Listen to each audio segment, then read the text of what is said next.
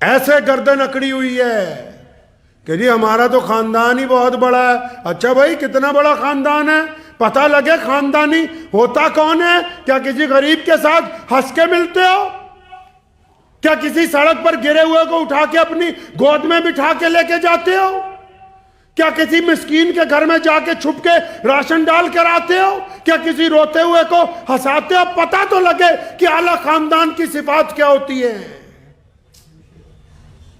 جو اکڑ کے ساتھ لوگوں کو گالیاں دیتے ہوں، جو لوگوں کی بے عزتیاں کرتے ہوں، وہ کسی خاندان کے کوئی فرد کی حیثیت نہیں رکھتے. خاندانی وہ ہے جو محمد رسول اللہ کی سنت پر عمل کرتا ہو،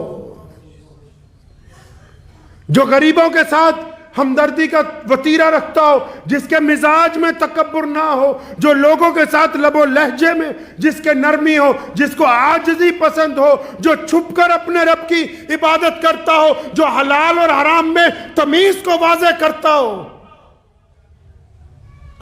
کہ نہیں جی ہمیں تو بڑا غرور ہے، ہم فلاں کے، کوئی فلاں فلوں کا نہیں. پیارے نبی حضرت محمد رسول اللہ نے اس کے قاعدے قانون طے کیے.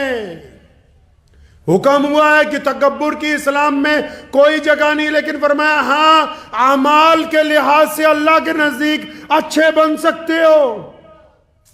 اچھا بننا گناہ نہیں ہے، بہادر بننا گناہ نہیں ہے، نیک بننا گناہ نہیں ہے، دیانتدار بننا گناہ نہیں ہے.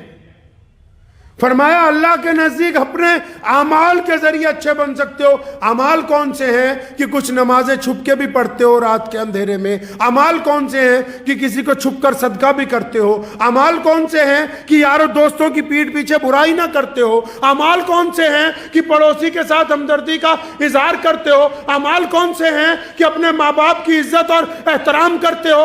اعمال کون سے ہیں کہ اپنے عزیز و اقارب کے ساتھ بدگمانیاں نہ کرتے ہو؟ اور اگر تمہارے اعمال میں اخلاق کی یہ صفتیں موجود نہیں ہیں تو پھر آپ کو یہ غلط فہمی ہے کہ آپ بڑے تکبر کرنے والے خاندانی ہیں. آپ دور دور تک کہیں سے کسی خاندان سے تعلق نہیں رکھتے ہیں. آپ مزاج میں سے تکبر کو دور کیجئے.